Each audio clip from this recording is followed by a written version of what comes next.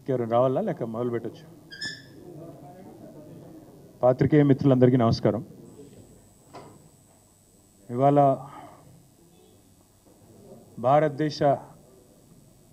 భారతదేశంలోని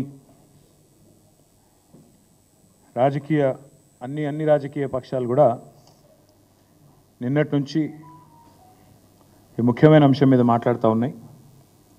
దాని గురించి మా పార్టీ వైఖరి, అదేవిధంగా ఇవాళ భారతదేశంలో ఉన్న అటు కేంద్ర ప్రభుత్వంలోని బీజేపీని, ఇటు కాంగ్రెస్ పార్టీని కూడా కొన్ని సూటి ప్రశ్నలు మా పార్టీ తరఫున తెలంగాణ ప్రజల పక్షాన అడగాలని ఈ పత్రికా సమావేశాన్ని నిర్వహిస్తూ ఉన్నాం. అదానీ గారి బండారం మళ్ళీ అంతర్జాతీయ స్థాయిలో బయటపడింది. అమెరికా నుంచి ఆఫ్రికా వరకు ఇవాళ ఈ అదానీ వ్యవహారం ప్రకంపనలు సృష్టిస్తూ ఉంది. గతంలో దర్యాప్తు సంస్థలు జోక్యం చేసుకోవాలని కోరినా, జాయింట్ పార్లమెంటరీ కమిటీ వేయాలని కోరినా ఎన్నడూ ప్రభుత్వం పట్టించుకోలేదు. ఈరోజు అమెరికాలోని ఒక కోర్టు మరి స్పష్టంగా ఇక్కడ జరిగింది ఇది, ఇందులో డబ్బులు చేతులు మారాయని చెప్పిన తర్వాత ఇది మొదటిసారి కాదు, రెండవసారి అదానీ వ్యవహారంలో గతంలో హిండెన్బర్గ్ రిపోర్ట్తో ఒకసారి, ఇప్పుడు రెండవసారి ఈ న్యూయార్క్ కోర్టు ఏదైతే తీర్పిచ్చిందో దానివల్ల భారతదేశ ప్రతిష్ట అంతర్జాతీయ స్థాయిలో మసకబారిన మాట వాస్తవం. సరే, దాని వెనకాల ఉన్న పెట్టుబడిదారులు, ఎంతోమంది ఇన్వెస్టర్లు, పబ్లిక్ లిస్టెడ్ కంపెనీలలో పెట్టుబడి పెట్టిన కొంతమంది మదుపరులు అంటే ఇన్వెస్టర్లు, చిన్న వాళ్ళు కూడా నష్టపోయినారు. కాకపోతే ఒకటి మాత్రం వాస్తవం, గత 10 ఏళ్ల పాటు కేసీఆర్ గారి ప్రభుత్వం తెలంగాణలో ఉన్నంతకాలం అదానీ ఎంత ప్రయత్నం చేసినా, ఎన్ని రకాలుగా ఆనాడు మమ్మల్ని కన్విన్స్ చేసే ప్రయత్నం చేసినా, ఆనాడు నేను పరిశ్రమల శాఖ మంత్రిగా కూడా ఉన్నాను, ఏనాడు కూడా మేము ఈరోజు అక్కడ కేంద్రంలో బీజేపీ, ఇక్కడ రాష్ట్రంలో రేవంత్ రెడ్డి గారు ఎర్రతివాచి పరిచి ఏదైతే స్వాగతం పలికారో మేము మాత్రం ఆ పని చేయలేదు. ఎన్నడూ ఆయన నిబంధనలకు మేము ఒప్పుకోలేదు. ఒకటి వాస్తవం, రేవంత్ రెడ్డి ప్రభుత్వం రాగానే మరి బడాబాయ్ ఆదేశం ఇచ్చినట్టున్నారు, చోటాబాయ్ అమలు చేసినట్టున్నారు. వెంటనే 12,400 కోట్ల ఒప్పందాలు కుదిరినాయని చెప్పి చాలా ఘనంగా తెలంగాణ ప్రభుత్వం, కాంగ్రెస్ ప్రభుత్వం జనవరి నెలలో ఈ సంవత్సరంలోనే ప్రకటనలు గుప్పించింది. అందులో 5,000 కోట్ల రూపాయలతో గ్రీన్ ఎనర్జీ కోసం 2 పంప్డ్ స్టోరేజ్ యూనిట్లు, అదేవిధంగా 5,000 కోట్లతో 2 డేటా సెంటర్లు, 1,400 కోట్లతో అంబుజా సిమెంట్స్ ఫ్యాక్టరీ, 1,000 కోట్ల రూపాయలు ఇంకొక ఏరోస్పేస్ రంగంలో అని చెప్పి వారు ఆనాడు 12,400 కోట్ల రూపాయలకు సంబంధించిన ఎంఓయూలు, మెమరాండమ్ ఆఫ్ అండర్స్టాండింగ్స్ చేసుకున్నట్టుగా ముఖ్యమంత్రి గారు చాలా ఘనంగా చెప్పారు. తదనంతరం చూస్తే మీరు ఏం జరిగింది అని చూస్తే ఈ జనవరి మాసం తర్వాత ఈ సంవత్సరంలో తెలంగాణ విద్యుత్ సంస్థలను అదానీ గారికి అప్పజెప్పే ప్రయత్నం కూడా ముఖ్యమంత్రి గారు చేశారు. అందులో భాగంగా చిట్ చాట్ అని పెట్టి ఆ చిట్ చాట్లో ఓల్డ్ సిటీలో బిల్లుల వసూలు అదానీ గారికి శాంపుల్గా పైలట్గా అప్పజెప్తున్నాము, తదనంతరం ఎట్లా ఉంటుందో చూద్దాం అంటూ డిస్కామ్ల ప్రైవేటీకరణ చేసి అల్టిమేట్గా అదానీ గారికి అప్పజెప్పాలనే కుట్రకు కూడా రేవంత్ రెడ్డి గారు ఆనాడే ఆలోచన కూడా చేసినారు.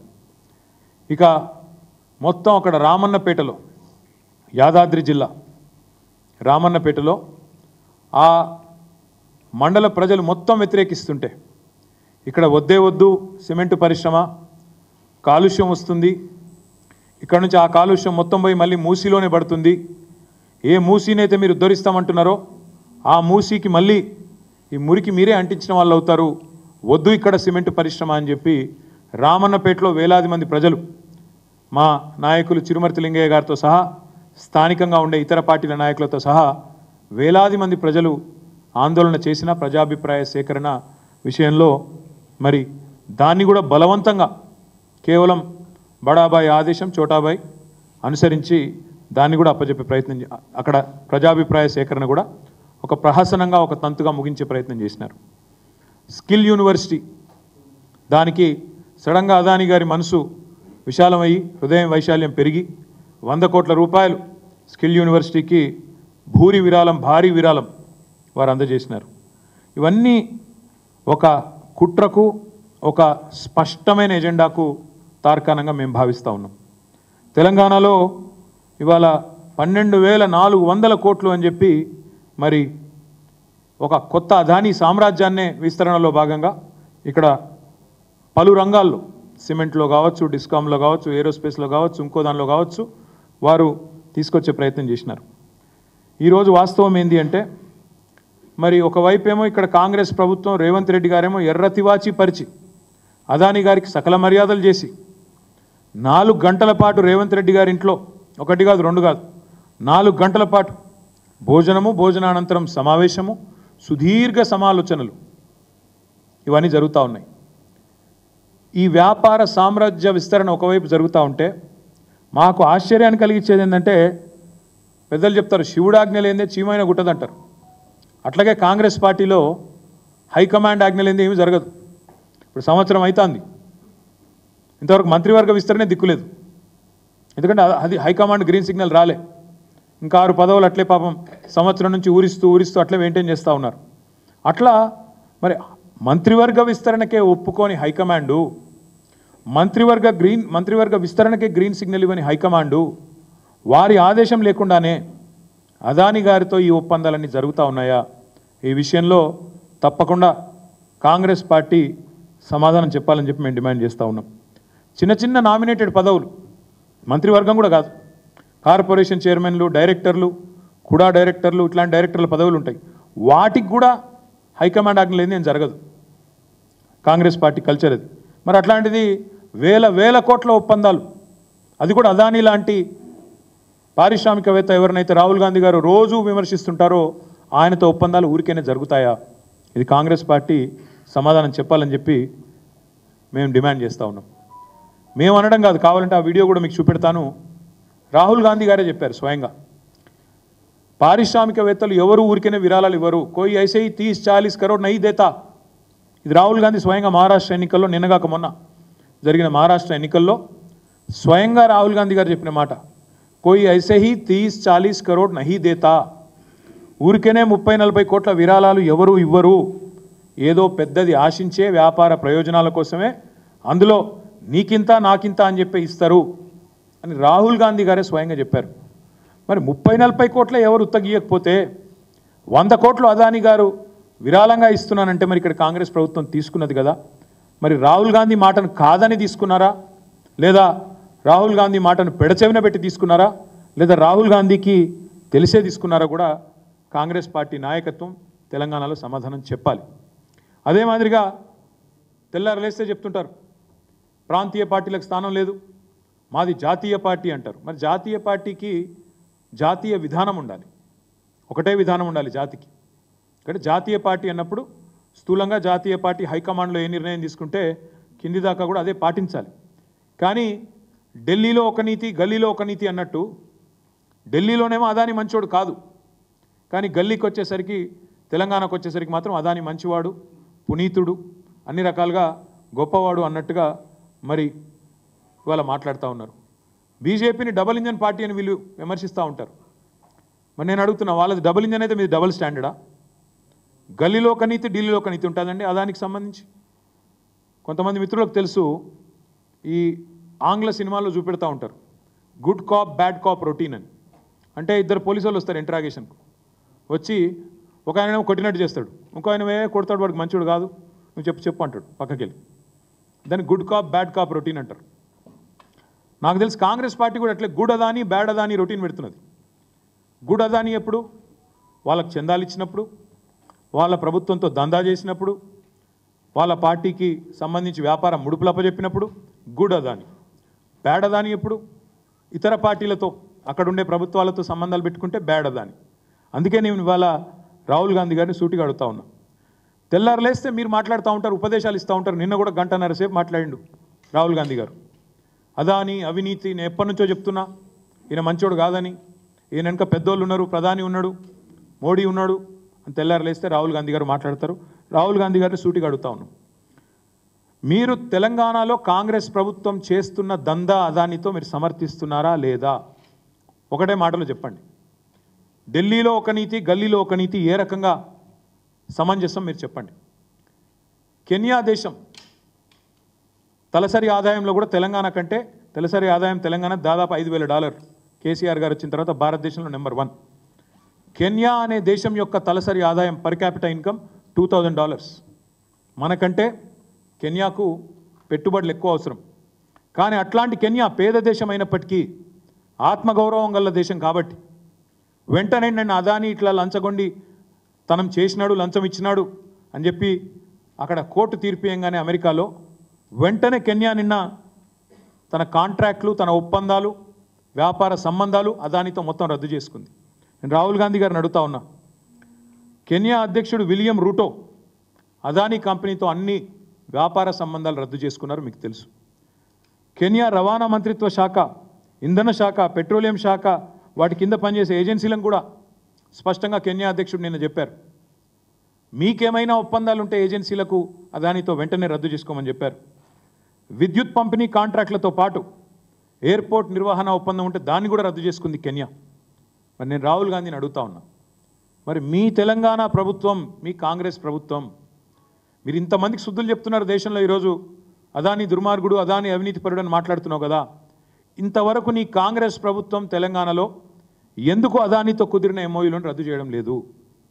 మీరే అన్నారు కదా, వ్యాపారవేత్తలు ఎవరు 30-40 కోట్లు ఉత్తగానే ఇయ్యరని, నీకింత నాకింత అని చెప్పి ప్రయోజనం ఆశించే ఇస్తారని మీరే చెప్పిండ్రు కదా.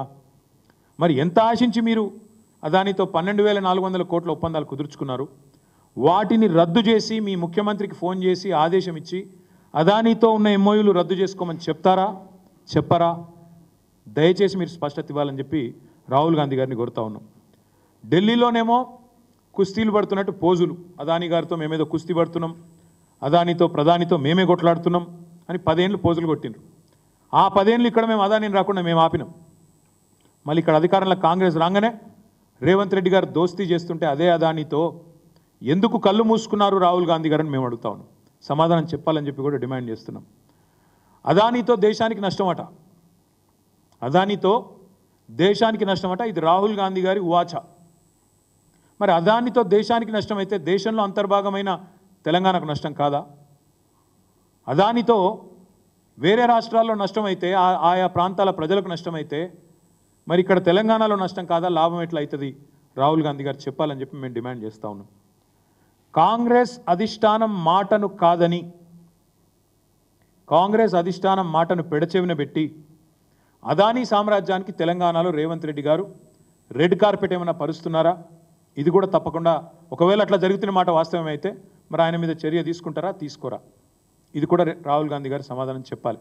ఇప్పుడే ఇక్కడికి వచ్చేటప్పుడు నేను చూసిన షర్మిల గారు, ఆంధ్రప్రదేశ్ కాంగ్రెస్ కమిటీ అధ్యక్షురాలు, ఆమె కూడా చెప్పింది రేవంత్ రెడ్డి గారు పునరాలోచించుకోవాలా, అదానితో ఏవైతే సంబంధాలు ఉన్నాయో వాటి విషయంలో తెలంగాణ ప్రభుత్వం కూడా పునరాలోచించాలా, మా కాంగ్రెస్ ప్రభుత్వం ఏముంది అక్కడ కూడా పునరాలోచించాలా నేను విజ్ఞప్తి చేస్తున్నా అని చెప్పి ఇప్పుడే షర్మిల గారు చెప్పినట్టు నేను వార్తల్లో ఇప్పుడే చూసిన. స్కిల్ యూనివర్సిటీ కోసం 100 కోట్ల విరాళాన్ని మరి స్వీకరించడం అదానీ గారి నుంచి రేవంత్ రెడ్డి గారు, ఇది తప్ప ఒప్ప రాహుల్ గాంధీ గారు చెప్పాలి. మీరు కేవలం బట్టగాల్చి మీదేస్తాం, బురద జల్లుతాం, కానీ మా వరకు వచ్చేసరికి మాత్రం సమాధానం చెప్పం అంటే కుదరదు. రాహుల్ గాంధీ గారు తప్పకుండా మీరు సమాధానాలు చెప్పాలి. ఢిల్లీలో ప్రధాని అవినీతిపరుడు అంటూనే మరి రాష్ట్రంలో అదే అదానితో ఇక్కడ వ్యాపార సంబంధాలు నేర్పుతున్న మీ ముఖ్యమంత్రి నీతివంతుడు ఎట్లయితాడో చెప్పాలి. ప్రధాని ఒకవేళ అదానితో వ్యాపారం చేయిస్తూ ఆయనకు పరోక్షంగా ప్రోత్సహిస్తూ ఉంటే ఆయన అవినీతిపరుడు అయితే మీ ముఖ్యమంత్రి రేవంత్ రెడ్డి నీతిమంతుడు ఎట్లయితాడు? దీనికి రాహుల్ గాంధీ సమాధానం చెప్పాలి. అందుకే అంటున్నాం, ఇవాళ మాకున్న అనుమానం అయితే ఇదంతా అయితే రాహుల్ గాంధీకి తెలిసే జరుగుతున్నది. ఇది ఆయన డబుల్ స్టాండర్డ్కు నిదర్శనం. ఒక ఆలోచన, ఒక పార్శ్వం లేదు. రాహుల్ గాంధీ మాటను పెడచెవిన పెట్టి రేవంత్ రెడ్డి చేస్తున్నాడు అనుకుంటే తప్పకుండా ఇది ఇంకా పెద్ద ప్రాబ్లం. వెంటనే రాహుల్ గాంధీ గారు ఆయన పార్టీని, ఆయన పార్టీ నాయకత్వాన్ని అదుపులో పెట్టాలా, వెంటనే చెప్పాలా. రాహుల్ గాంధీ గారికి అనుమాత్రం చిత్తశుద్ధి ఉన్నా, ఏమాత్రం చిత్తశుద్ధి ఉన్నా తెలంగాణ ప్రభుత్వం అదానీతో చేసుకున్న అన్ని ఒప్పందాలను వెంటనే రద్దు చేసుకుంటున్నట్టు ప్రకటించాలి అని మేము డిమాండ్ చేస్తున్నాం. ఆల్ ఎంఓయూస్, నీకింత నాకింత అని చేసుకున్న ఎంఓయూలను రద్దు చేయాలి. 100 కోట్ల విరాళం మరి ఏం ఆశించి ఇచ్చిండ్రో తెలియదు, వెంటనే వెనకకి ఇవ్వాలని చెప్పి కూడా మేము డిమాండ్ చేస్తున్నాం. అదే మాదిరిగా రేవంత్ రెడ్డి గారు తెలంగాణ ముఖ్యమంత్రి, వారిని కూడా మేము అడుగుతా ఉన్నాం. కెన్యా లాంటి చిన్న దేశాలే ఇవాళ ఒప్పందాలు రద్దు చేసుకుంటున్నాయి.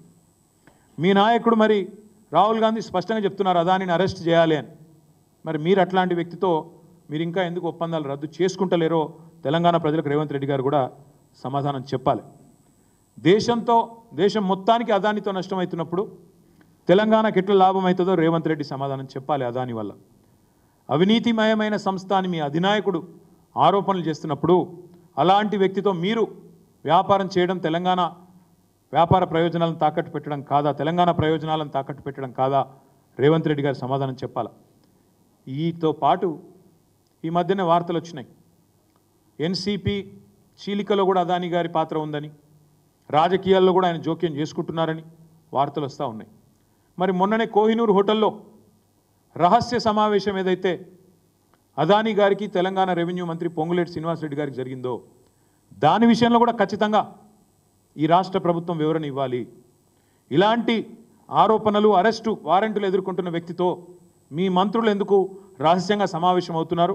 ఏం ఆశించి సమావేశం అవుతున్నారు?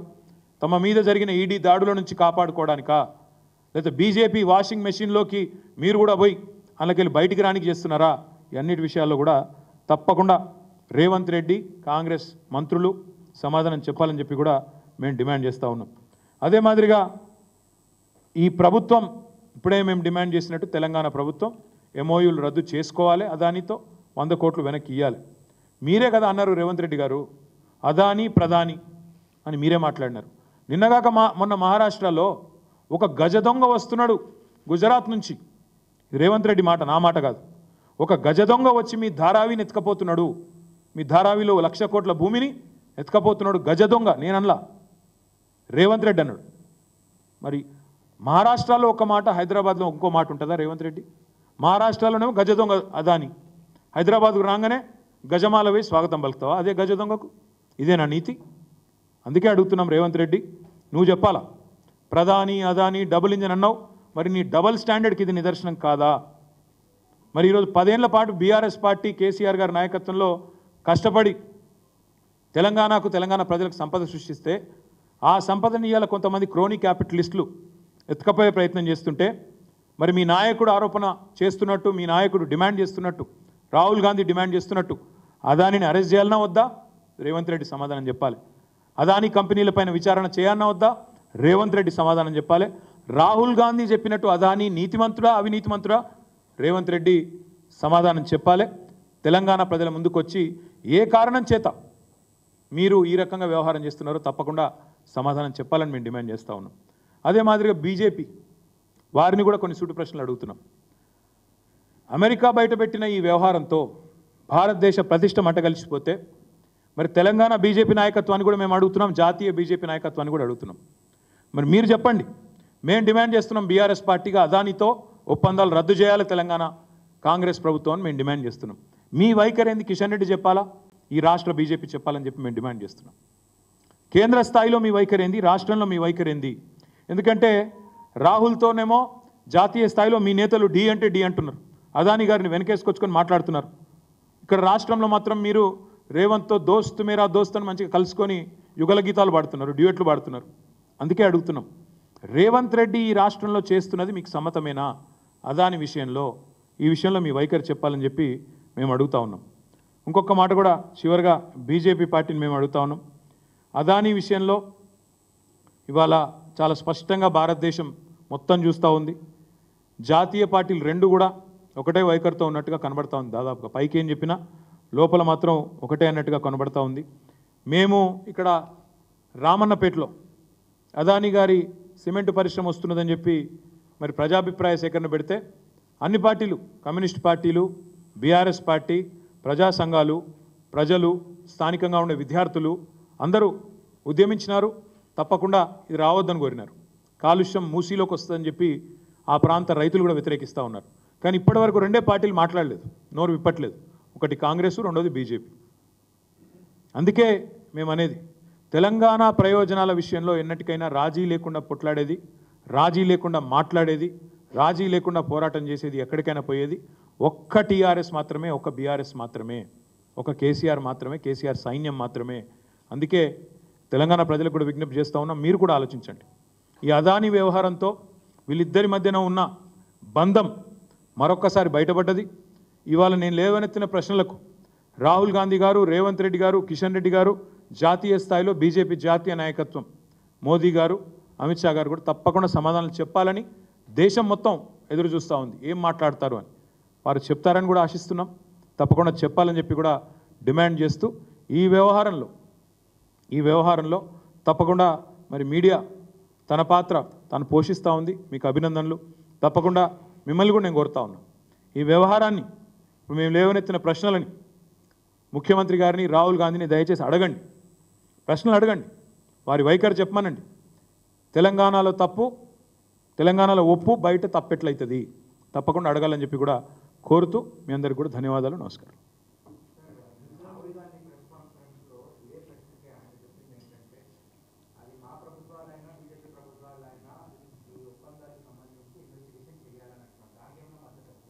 నేను ఒకటే అంటున్నా బ్రదర్, కెన్యా లాంటి చిన్న దేశం ఈ వార్త రాగానే మొత్తం తన ఒప్పందాలని రద్దు చేసుకుంది. ఇప్పుడేం చెప్పాను కదా, ఏ రంగాల్లో రద్దు చేసుకుంది, మళ్ళీ చెప్పమంటే చెప్తా. మొత్తంగా 1-2 కాదు, దాదాపు మొత్తం వారికి ఉన్న ఒప్పందాలు అన్ని డిపార్ట్మెంట్స్ అన్నీ కూడా రద్దు చేసుకున్నారు. మరి ఇక్కడ నేను అడుగుతా ఉన్నా, అంటే 1 కాదు 2 కాదు, విద్యుత్ పంపిణీ, ఎయిర్పోర్ట్లు, తర్వాత అక్కడ ట్రాన్స్పోర్టు, పెట్రోలియము, వాటి కింద పనిచేసే ఏజెన్సీలు, Kenya has cancelled all contracts. Why is the same not being done? If Rahul is sincere, Rahul Gandhi is sincere in what he says, what he demands, why is he not asking his chief minister to cancel all the MOUs with Mr. Adani and his company? That's the question he needs to answer. And why is his government accepting 100 crores as donation when Rahul Gandhi himself in Maharashtra says, koi paise aise nahi de deta, 30-40 crore कोई ऐसे ही नहीं देता. इसलिए हम पूछ रहे हैं राहुल जी से, अगर 30-40 करोड़ कोई ऐसे ही नहीं देता तो 100 करोड़ क्या ऐसे ही दे दिया? दिल की अच्छाई, दिल की गहराइयों से क्या रेवंत रेड्डी के लिए उनके कोई अलग सा मोहब्बत है क्या उनके दिल में? तो इसलिए हम पूछते हैं राहुल जी से, आपकी अगर नेशनल पार्टी है तो नेशनल स्टैंड होना चाहिए. महाराष्ट्र में कुछ बोलो, यहाँ के कुछ और बोलो, ये सही नहीं है.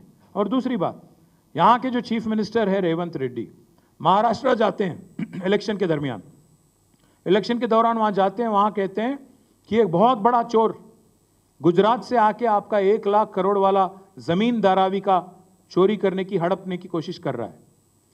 अगर आपको अदानी अगर बहुत बड़ा चोर लगता है महाराष्ट्र में, क्या बॉर्डर पार करते ही तेलंगाना में आते ही बहुत अच्छा कैसे लगने लगा? ये हमें नहीं समझ आता. तो इसीलिए हम जवाब मांग रहे हैं. इसलिए हम दोनों से, राहुल जी से, रेवंत रेड्डी जी से, क्योंकि उनकी सरकार है यहाँ पे, उनसे जवाब मांग रहे हैं. साथ ही साथ हम बीजेपी से भी पूछ रहे हैं कि आपकी क्या रवैया है तेलंगाना में अदानी की इन्वेस्टमेंट को लेकर, आपकी क्या स्टैंड है, ये भी मांग रहे हैं.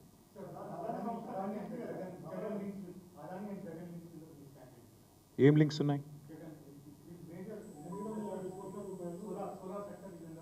See, if there is like yesterday, Mr. Adani it was announced and it was announced by the court that Adani garu ముడుపులు ఇచ్చారు అని నిన్న చెప్పారు. అట్లాగే ఎవరికి ఇచ్చారో కూడా చెప్పమనండి. చెప్పిన తర్వాత డెఫినెట్గా చట్టం ప్రకారం, ధర్మం ప్రకారం, న్యాయం ప్రకారం ఏం జరగాలో చేయాలి. అది తప్పే ఉంది. అది ఎవరికి ఇచ్చినా సరే, లంచం ఎవరికి ఇచ్చినా సరే, అది ఎవరైనా సరే, మీరు అన్నట్టు జగన్ గారా లేకపోతే ఇంకొకరా నాకు తెలియదు. నిజమే అయితే అది తప్పకుండా చర్య ఉంటుంది, తీసుకోవాలని నేను కోరుతాను.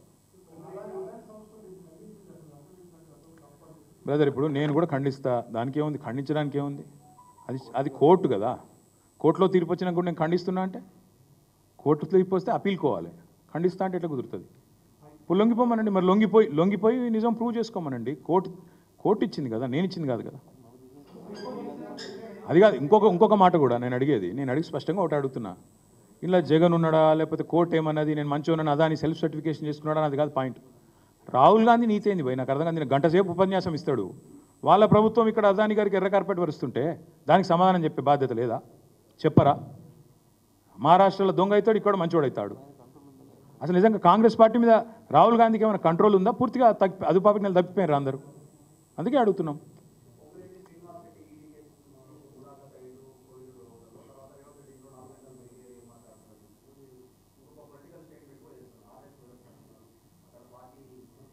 ఇదే నువ్వేమైనా కాదంటున్నావా? ఏంది కాదంటున్నావా? అంటున్నా. ఇప్పుడు నేను చెప్పింది ఏదో వాస్తవం కాదని వాళ్ళని చెప్పమని నేను చెప్తాను. ప్రూఫ్ నేను బయట పెడతా.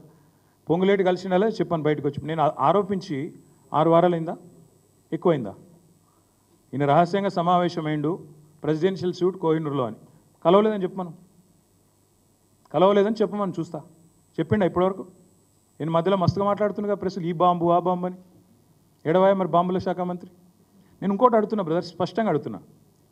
ఎక్కడన్నా ఒక ఈడీ రైడ్ అయితే వెంటనే బయటకు వచ్చి అర్జెంటుగా ప్రెస్ రిలీజ్లు వస్తాయి, లీకులు వస్తాయి, ట్వీట్లు వస్తాయి ఈడీ నుంచి. 6 వారాలు అయిపోయాయి. ఒక్క బీజేపీ వాడు మాట్లాడాడు, కాంగ్రెస్ వాడు మాట్లాడాడు, ఈడీ మాట్లాడదు, మిలేకర్లు అడిగారు. ఏమవుతుంది మరి దేశంలో? అందరూ మొత్తం ఎవరు మాట్లాడరా? శ్మశాన నిశ్శబ్దమా? ఇక మేము కూడా మాట్లాడద్దా ఏంది? బరాబర్ మాట్లాడతాం. వీళ్ళ రహస్య ఒప్పందాలు, చీకటి దోస్తానాలు, మామిడిపల్లిలో భూభాగోతాలు ఇవన్నీ తొందరలో వస్తాయి బయటికి. తొందర ఎందుకు? ఒక్కొక్కటి తర్వాత ఒక్కొక్కటి వస్తుంది. బ్రదర్, ఫస్ట్ పాయింట్ ఏంటంటే మీరు మొత్తం చదివినట్లేరు, సరిగ్గా విన్నట్లేరు. మొన్నటిదాకా ప్రభుత్వం ఏం వాదించింది? అసెంబ్లీ సెక్రటరీ గారు, స్పీకర్ గారు ఏం వాదించారు? కోర్టుకు అధికారం లేదు అన్నారు. స్పీకర్ని ఆదేశించే అధికారం కోర్టుకు లేదన్నారు. వాళ్ళ కోర్టు ఏం చెప్పింది? ఖచ్చితంగా స్పీకర్ గారు నిర్ణయం తీసుకోవాలా అని చెప్పింది. రీజనబుల్ పీరియడ్లో తీసుకోమని చెప్పింది. Reasonable period is also defined. మీరు దయచేసి కొద్ది స్టడీ చేయండి, అధ్యయనం చేయండి. Reasonable period already supreme court covered judgement ఉంది, 3 నెలల లోపల తీసుకోవాలా అని. నిన్నటిదాకా ప్రభుత్వం చేసిన వాదన, స్పీకర్ చేసిన వాదన ఏంది? మీకు నన్ను శాసించే అధికారం లేదు అని చెప్పారు. ఇవాళ హైకోర్టు సీజే గారు బెంచ్ ఇచ్చింది తీర్పు. ఖచ్చితంగా మీరు నిర్ణయం తీసుకోవాలని ఇచ్చింది డిస్క్వాలిఫికేషన్ పిటిషన్ మీద. రెండవది రీజనబుల్ పీరియడ్లో తీసుకోమన్నారు. రీజనబుల్ పీరియడ్ అంటే సుప్రీంకోర్టులో కవర్డ్ జడ్జిమెంట్ ఉంది. మణిపూరా మేఘాలయనా? మణిపూర్ మేఘాచంద్ర ఆయన పేరు ఉంది కదా, ఆయన మేఘం కేశాచంద్ర. ఆ కేసులో 3 నెలల లోపల ఖచ్చితంగా స్పీకర్ గారు నిర్ణయం తీసుకోవాలని కవర్డ్ జడ్జిమెంట్ ఉంది. కాబట్టి ఒకవేళ స్పీకర్ గారు నేను నిర్ణయం తీసుకోకుండా కాలయాపన చేస్తాను ఇంకా కూడా అనుకుంటే తప్పకుండా మళ్ళీ కోర్టుకు పోతాం. కాబట్టి ఒకవేళ స్పీకర్ గారు నేను నిర్ణయం తీసుకోకుండా కాలయాపన చేస్తాను ఇంకా కూడా అనుకుంటే తప్పకుండా మళ్ళీ కోర్టుకు పోతాం. ఆయన ఏదో పిచ్చివాగుడు వాగుతుంటాడు. ముందు నా ప్రశ్నలకు సమాధానం చెప్పమని. ఆయన వాగుడుకు ఇప్పుడు ఏనుగులు పోతుంటే చాలామంది మరుగుతుంటారు, మేము పట్టించుకోం. మేము ఖచ్చితంగా స్పష్టంగా సబ్జెక్ట్ మీద మాట్లాడుతున్నాం. ఆయనకు చేత అయితే సబ్జెక్ట్ మీద మాట్లాడమను, అదాని మీద మాట్లాడమను. నేను లేవనెత్తిన ప్రశ్నలకు సమాధానం చెప్పమను. ఆయన వాగిన ప్రతిసారి పిచ్చివాగుడు మీరు లైవ్లో చూపెట్టుడు. ఏళ్ళపు ఆయన మాట్లాడుతుంటే పిల్లల్ని ఎలగొడుతున్నారు, టీవీలో ముంగటికెళ్ళి చెవులు మూస్తుర్రు. ఇదేం లేరు నాయన అని. ఏడవైనా అట్లా కాదు, ఏడవైనా అదే సొల్లు పురాణం. అవే బాలల దినోత్సవం కోతే అదే ఒర్రుడు, అవార్డులకు పోతే అదే ఒర్రుడు, ఉద్యోగ నియామకాలకు పోతే అదే ఒర్రుడు, గుడి కాడిపోతే అదే ఒర్రుడు, ఆఖరికి బర్త్డే రోజు కూడా అదే ఒర్రుడా. ఇంత మొరుగుడు మంచిది కాదు ఆయనకు కూడా. Thank you. రేవంత్ రెడ్డికి దమ్ముంటే ఈ మాట లగచర్లకు వచ్చి చెప్పాను. రేవంత్ రెడ్డికి దమ్ముంటే కొడంగల్ ఆయన కాన్స్టిట్యున్సీ కదా, నాది కాదు కదా, రమ్మని చెప్పు. లగచర్లకు పోయి రమ్మని చెప్పు. ఇక అంతెందుకు కానీ ఫస్ట్ దీని మీద సమానం చెప్పమని రాదు. ఇక లగచర్ల ఇంకెందుకు? ఇక శ్రీకాంత్ భాయ్ ఇక మళ్ళీ మాట్లాడదాం, ఎందుకంటే అన్ని ఒక్కరోజు అయిపోతే ఎట్లా. ఒక నిమిషం. అవును, ఫోటోలు దిగినాం. అయితే ఏంది? కాదు బ్రదర్, ఫోటోలు దిగినాం. ఎస్, బరాబర్ దిగినాం. ఆయన వచ్చి మమ్మల్ని అడిగిండు, కేసీఆర్ గారికి కూడా వచ్చి అడిగిండు. కానీ మీరు అదే తర్వాత తెల్లారి వార్త చూడండి ఏమొచ్చిందో. KCR says no to Adani's proposal. మాకు ఆయనకు తేడా ఏంటంటే ఆయన మాకు వచ్చి మస్కా కొట్టే ప్రయత్నం చేసి మేము పడిపోలే. ఈయననేమో పోయి ఆయనను మొత్తానికి ఈయననే పోయి అల్మించుకొని వాళ్ళ నాయకుడు పైన తిరుగుతాడు, ఈయన పోయి అల్మించుకుంటాడు. మాకు ద్వంద్వ ప్రమాణాలు లేవు. మేము స్పష్టంగా ఉన్నాం మొదటి నుంచి. ఈయన మంచోడు కాదనుకుంటే మంచోడు కాదన్నట్టే ఉన్నాం. వస్తే మర్యాదకు నమస్తే పెట్టినాం, హలో అన్నాం, ఛాయ్ తాగిపించడం, వెళ్ళగొట్టినాం. బిర్యానీ తింటే బయట తినడం నాకు తెలియదు. కానీ ఈయన అట్లా కాదు కదా, వాళ్ళ నాయకుడు తిడతాడు, ఈయన అలై చేసుకుంటాడు. గది తేడా మాకు వాళ్ళకు. ద్వంద్వ ప్రమాణాలు లేవు మాకు. మేము 10 ఏళ్ల పాటు ఆయనని ఇక్కడ రాకుండా రాష్ట్రంలో అడ్డుకున్నాం. మేము ఇక్కడ డిస్కాంలు అప్పచెప్పలే, బలవంతంగా ప్రజల మీద బలవంతపు ప్రజాభిప్రాయ సేకరణ రుద్దలేదు. మేమిక్కడ అనవసరంగా ఆయనకు లేనిపోని ఎర్రతివాచీలు పరిచి ఇక్కడ ఆయనతో మేము 100 కోట్ల రూపాయలు దండుకోలేదు. ఇది మాకు వాళ్ళకున్న తేడా. ఇది కాదంటారా కాంగ్రెస్ పార్టీని చెప్పమనండి. ఎవరికి మా మీద అప్పుడు ఏదో తీసుకొచ్చిండే మేము వద్దనం ఒడిచిపోయింది అప్పటికత అప్పటిది ఇప్పుడు ఎందుకు దాని గురించి బెస్ట్